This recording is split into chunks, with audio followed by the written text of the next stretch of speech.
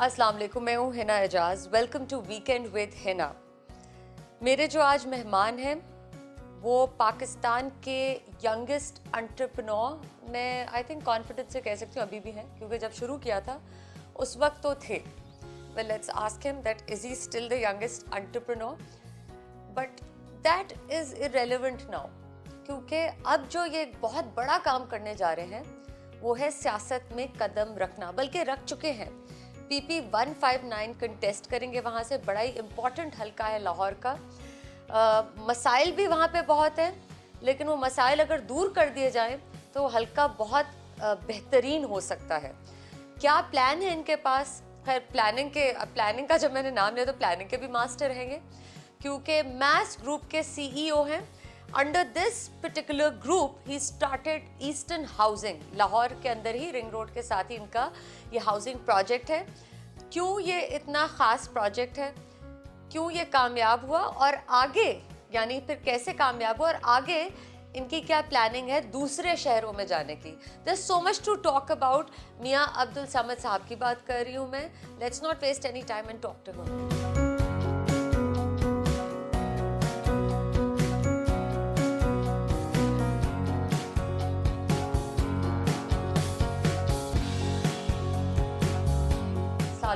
کیا حال ہے؟ اللہ کا شکر. آپ بتائیں. ینگسٹ ہیں آپ ابھی بھی انٹرپرنور یا تھے؟ جب شروع کیا تھا تب تو ڈیفینیٹلی تھا. I started my career when I was 15 years old. 15 سال کا. تب سے یہ کاروبار کی دنیا میں قدم رکھا. آہستہ آہستہ چیزیں جو بہتر ہوتی گئی، مواقع ملتے گئے، ان کو بڑی اچھی طریقے سے اویل کیا. سو آج یہاں بیٹھے میس گروپ کی اونرشپ لے کے، اور ایسٹرن ہاؤسنگ ہمارا برانڈ ہے جس کو ہم مختلف شہروں کے اندر ہاؤسنگ کے لیے لے کے چل رہے ہیں. لاہور میں ہمارے پروجیکٹ ہے جہاں پر آپ نے آج وزٹ بھی کیا ہے. اسی طرح ہمارا ملتان میں ہے، اور اس کے بعد کچھ اور شہروں کے اندر ہماری اس ٹائم لینڈ ایکوزیشن چل رہی ہے. ملتان والے پہ بھی کام نہیں؟ ملتان کے اوپر لانچ ہو چکے ہیں. وہاں پر پریسنٹ 1 پریسنٹ 2 پریسنٹ 3 ڈیولپ ہو گیا ہوا ہے، بن گیا ہوا ہے. اب ہم وہاں پر فیبرری کے اندر ایک نئی لانچ کرنے جا رہے ہیں، پریسنٹ 5 6 and 7. رائٹ. 15 سال کی عمر پر آپ نے کام شروع کیا. بائی پروفیشن اینڈ ایکیڈیمکلی آپ ایک انجینئر ہیں، کریکٹ؟ تو یہ انجینئرنگ کوئی چھوٹا موٹا مطلب ایسے کوئی ڈگری نہیں ہوتی ایسے ہی مل جائے. کام کے ساتھ ساتھ انجینئرنگ پڑھنا بہت مشکل کام ہے. How did you manage that? دیکھیں، وہ انسان کو اللہ میں نے اشرف المخلوقات بنایا ہے، ایسے نہیں بنایا. جو انسان خواب دیکھے، جو انسان سوچتا ہے نا، وہ انسان کر سکتا ہے. اللہ میاں نے اس کو بہت صلاحیتوں سے نوازا ہے. صرف آپ کو اپنے آپ کو ایکسپلور کرنے کی دیر ہے. آپ اس کو جب جتنی چھوٹی عمر میں ایکسپلور کر لیں تو آپ کو زیادہ زندگی میں کام کرنے کا موقع مل جاتا ہے.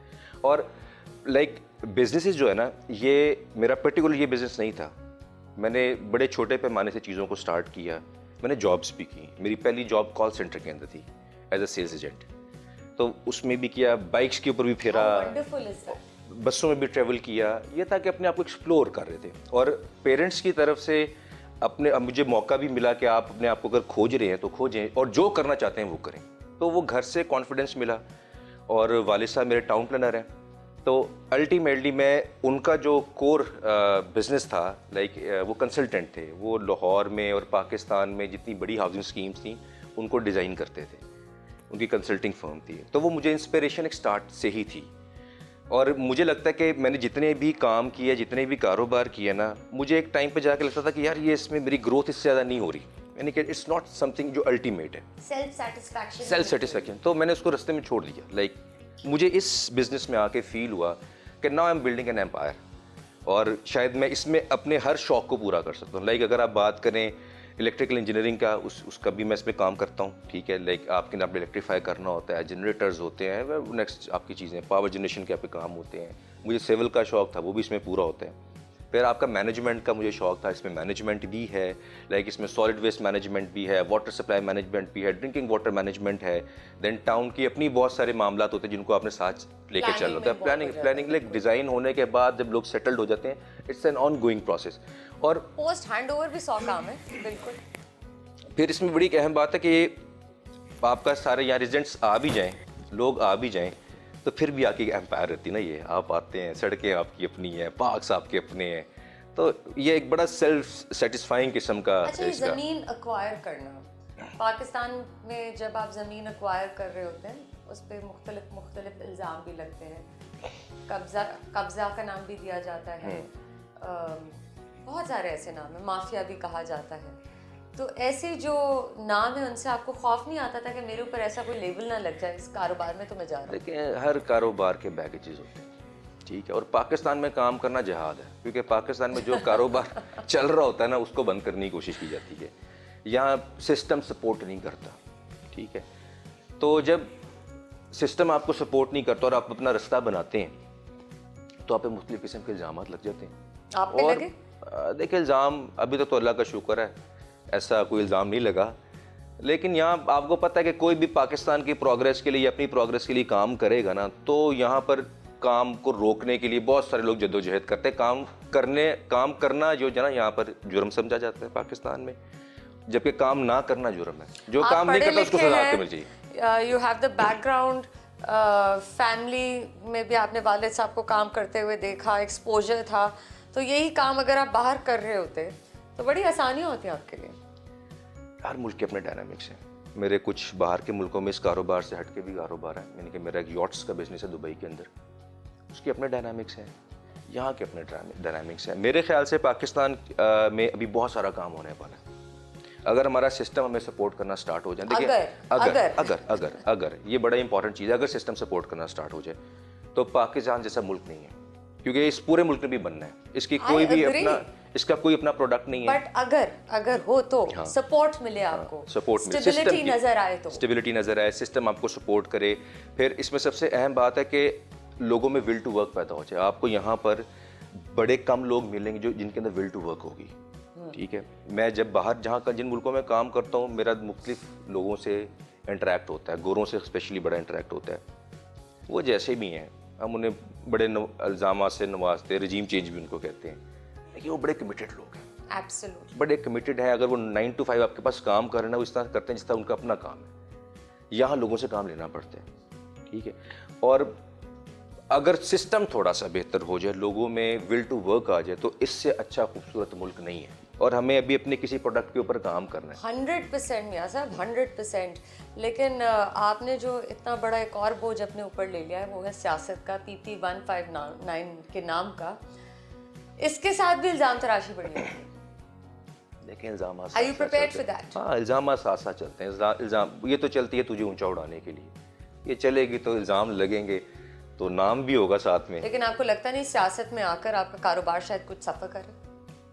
نہیں, میرا نہیں خیال ہے. اگر آپ تھوڑا سا اس کو آپ کی ہینڈلنگ اچھی ہو تو آئی ڈونٹ تھنک سو. اور اگر آپ پازیٹیو وے سے کسی چیز کے اندر آتے تو میرے خیال سے کسی انسان کو الزام لگ جائے اس کو پرابلم نہیں کرتے. آپ اندر سے صاف ہو نا, آپ کا انر لیکن اب آپ کلین ہو. ملتان میں بھی پروجیکٹ اتنا بڑے پیمانے پہ شروع کر رہے ہیں, پھر آگے مزید اور شہروں میں جانے کا پلان ہے, تو سیاست تو پوری طرح سے کنزیوم کر لیتی, صرف دن میں بھی نہیں رات میں بھی لوگ ہر وقت آتے جاتے رہتے ہیں. یہ چلیں ملک کی ایک خدمت ہے, اور مجھے لگتا ہے کہ ناؤ اٹس ٹائم کہ ینگسٹرس کو, اچھے سمجھدار لوگوں کو, پڑھے لکھے لوگوں کو سیاست میں آنا چاہیے. کیونکہ مجھے ایسا لگتا ہے کہ پچھلے 75 سالوں میں سیاست صرف ڈی ریل ہوئی ہے, اور یہ گورنمنٹس ہو گئیں, لوگ ہو گئے, یہ بڑا ایک اہم کنیکشن ہے جس کو ہم لوگوں نے کئی عرصہ اگنور رکھا.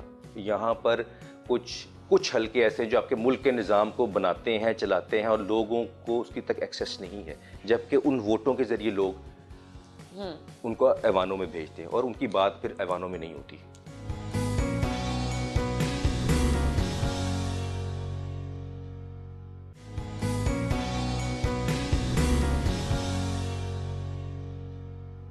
ایک میں چیز پڑھ رہی تھی, آپ کے جو کہہ لیجیے اسٹریٹجی ہے, فیوچر پلان, جو بھی فیوچر پلان ہے اس میں ایک پوائنٹ تھا پلان ایم.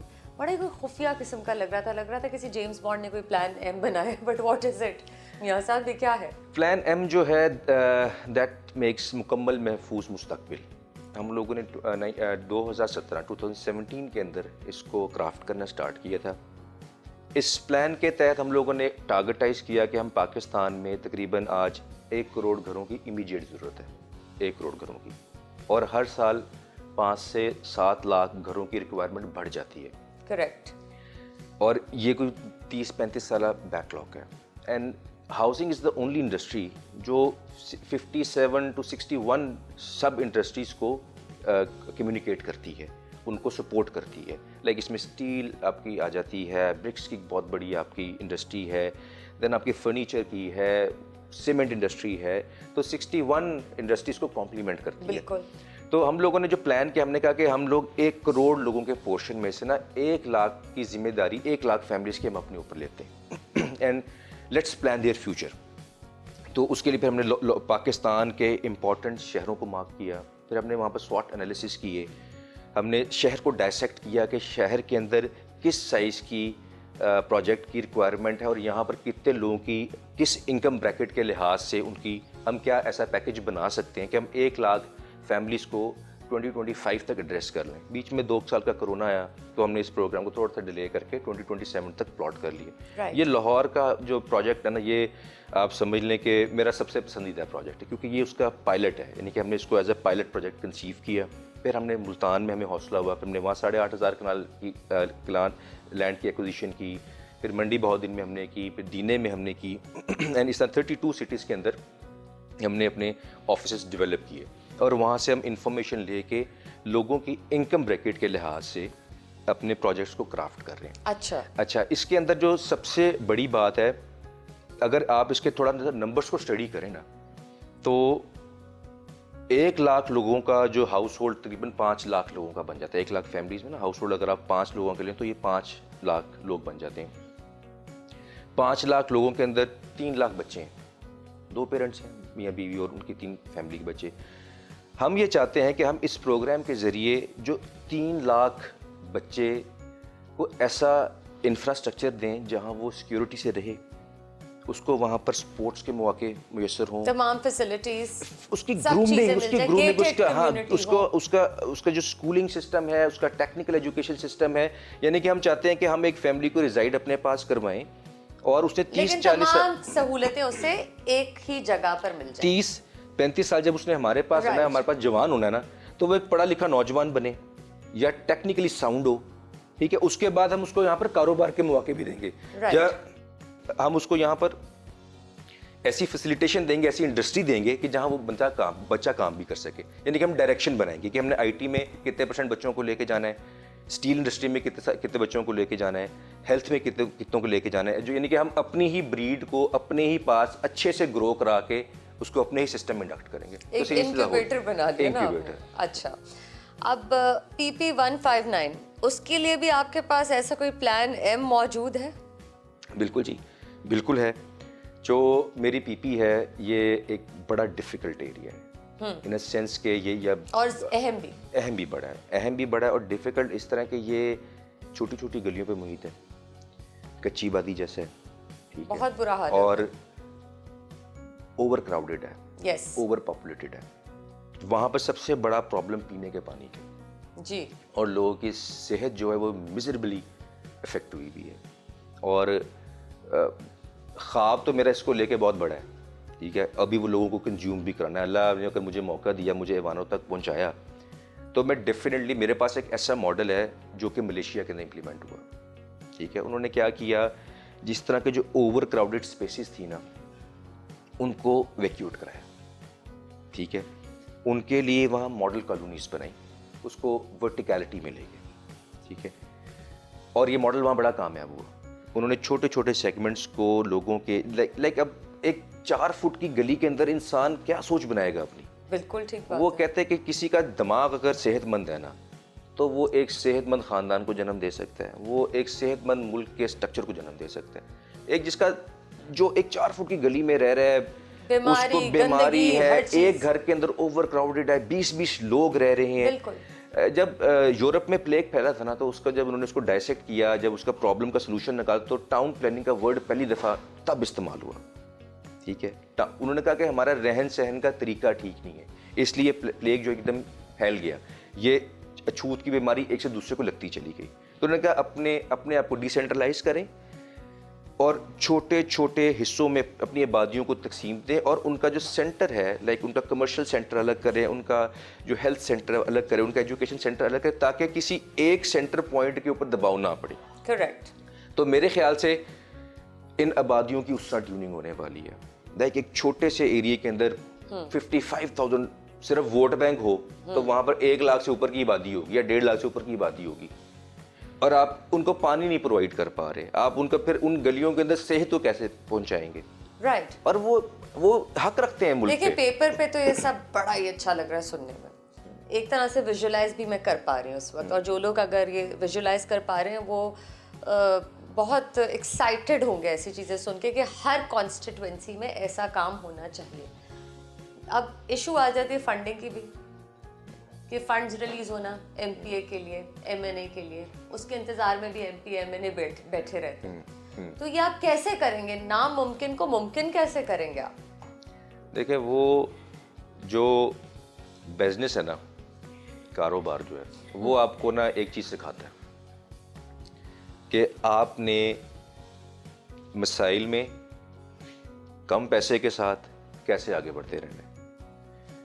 تو جو بندہ کامیاب کاروباری ہوتا ہے نا وہ کامیاب سیاستدان بھی بن سکتا ہے, ٹھیک ہے. اور میرے خیال سے ایسے جو پروجیکٹس ہوتے ہیں نا وہ اپنی فنڈ ریزنگ خود کر سکتے ہیں. بڑی قیمتی جگہ ہے یہ. لائک اگر یہ سینٹر آف لاہور میں اگر آپ یہاں پر ویسے گھر لینے جائیں تو آپ کو 4 فٹ کی گلی میں پتہ لگے گا جی 6 لاکھ روپیہ, 8 لاکھ روپیہ, 10 لاکھ روپے مرلے تک بھی ہے, ٹھیک ہے.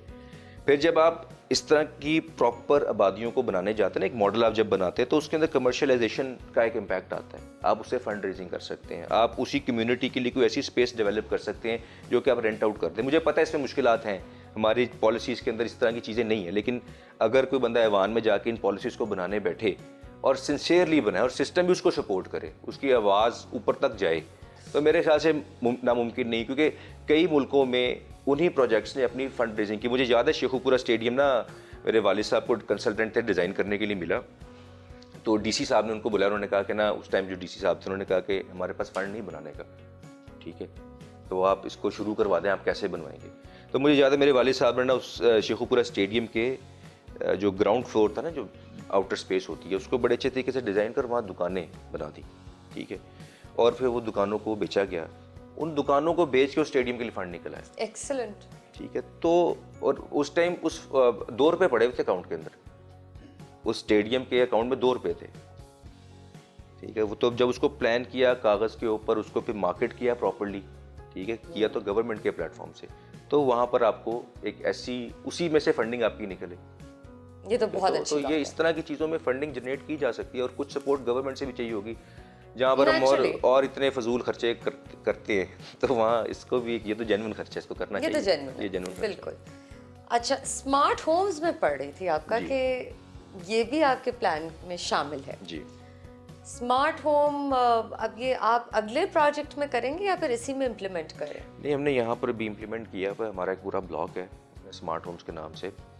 اس میں نا ہم لوگوں نے اس کو کیٹیگرائز کیا ہے, نینو, ٹرائی, ڈائی کے ناموں سے نا اس کو لیبریٹ کیا ہے. دین پولو ریزیڈنسی ہے, مونو ریزیڈنسی ہے. یہ شیئرڈ ہاؤسنگ کانسیپٹ ہے, ٹھیک ہے. لائک ایک ہی زمین کے اوپر 2 گھر ایسے بنائے جاتے ہیں کہ ایک کے پاس گراؤنڈ فلور اور ہاف فرسٹ فلور ہوتا ہے, دوسرا گھر ہاف فرسٹ فلور پہ اور پھر جاتا ہے. یہ کمپاؤنڈ ہاؤسنگ کا کانسیپٹ ہے. اچھا, اس کے اندر کیونکہ لینڈ کاسٹ شیئر ہو جاتی ہے 2 فیملیز کے اوپر, تو جو ایکچوئل گھر کی پرائس ہے وہ بڑی نیچے آ جاتی ہے. تو یہ اسپیشلی ان لوگوں کے لیے جو کرایوں کے اوپر ہیں اور ان کے پاس اپنا گھر نہیں ہے, اپنی چھت نہیں ہے, تو چھت ایک بڑی اہم چیز ہے.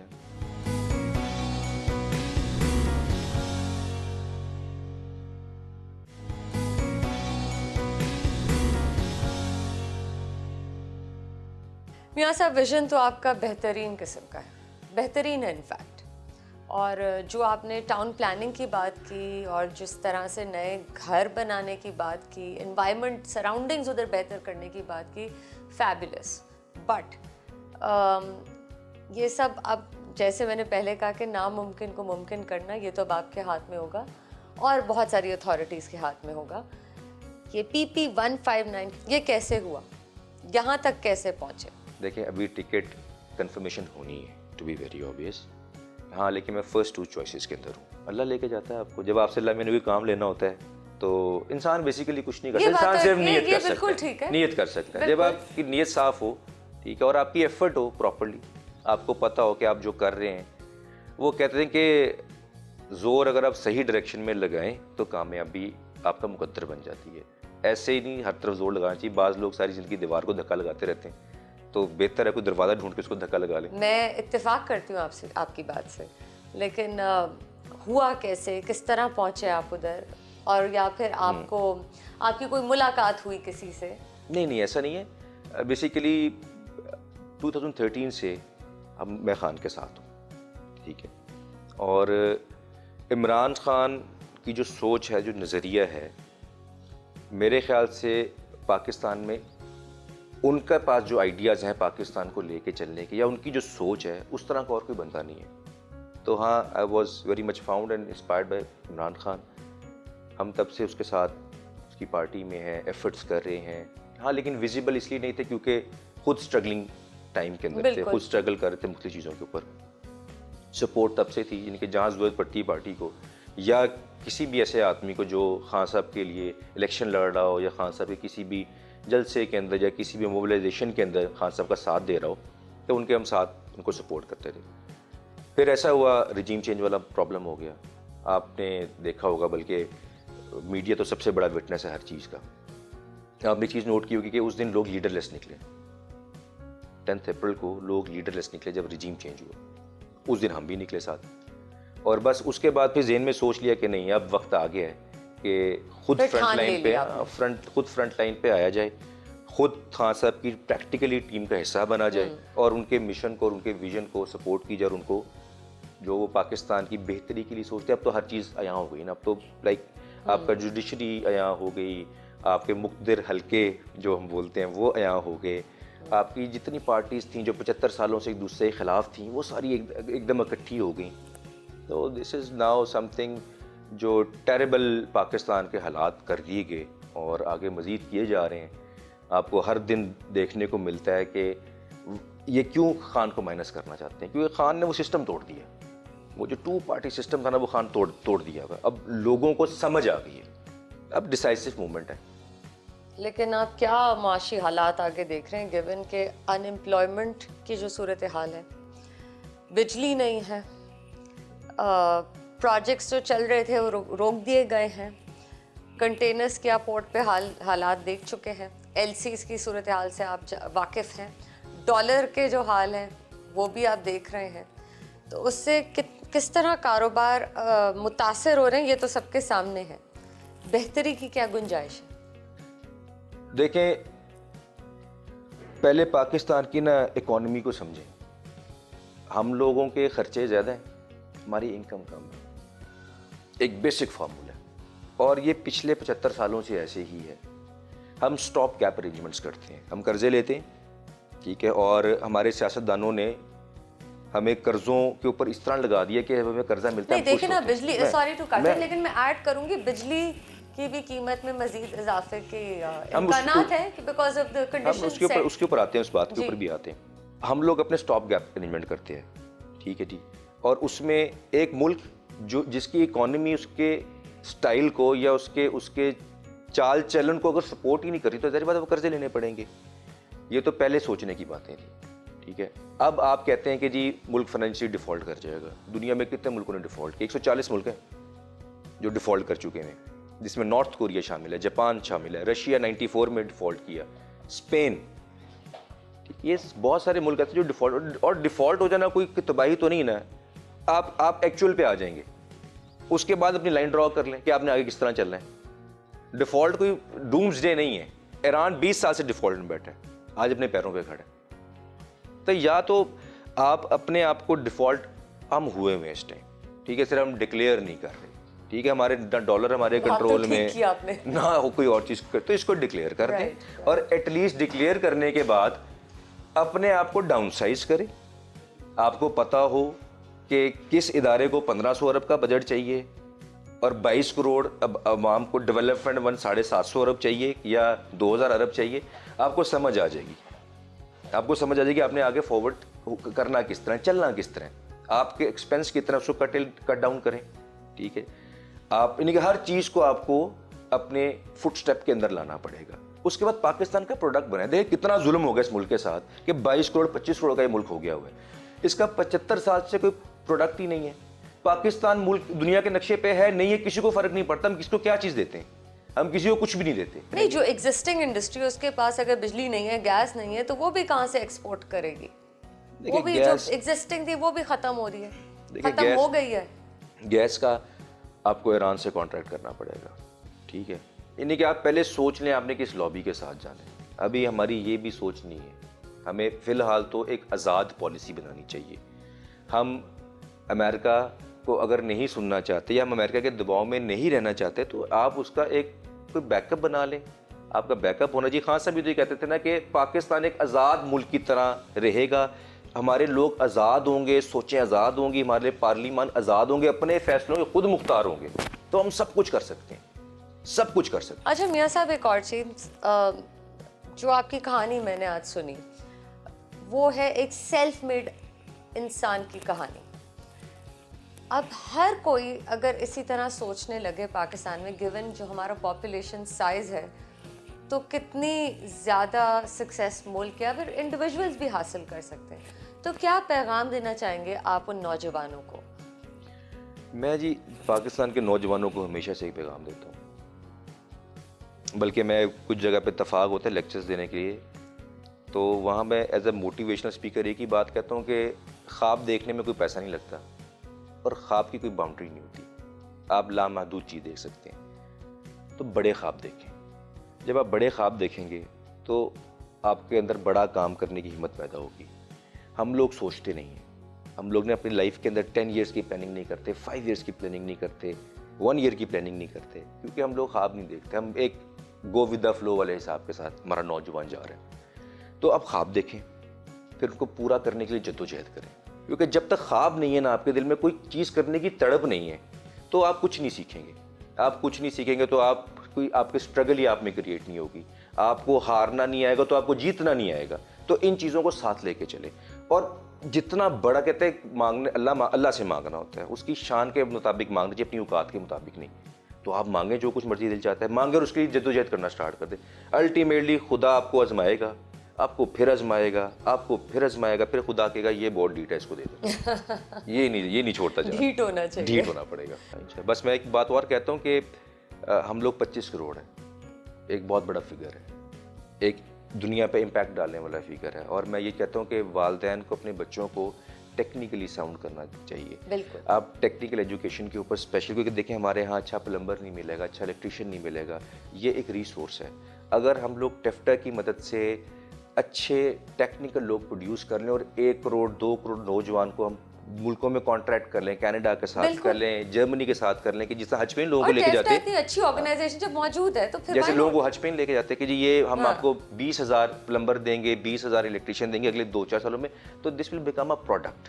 اور ان بچوں کو سمجھائیں کہ تم اپنے ملک کو ایز اے ایمبیسڈر ریپرزینٹ کرنے جا رہے ہو, تو وہاں جا کے چوری نہ کرنا, ایمانداری سے کام کرنا. یہ بھی بہت ضروری ہے. 5 سال آپ کسی بچے کو باہر کے ملک کام کروا لیں تو کتنی ریمیٹنس لے کر آئے گا اور گروم ہوگا, پھر اس کو پاکستان لائیں, پھر اس کو یہاں کی انڈسٹری میں کام کروائیں, وہ سیکھے گا. ابھی دیکھیں ہمارا صرف اس کا ورک ایتھک بھی بہتر ہو جائے گا. صرف ہمارے نا ڈسکنٹینیوشن ہے لوگوں کی, اور اورینٹیشن خراب ہے تھوڑی سی, باقی بڑے وسائل ہیں, بڑے وسائل ہیں.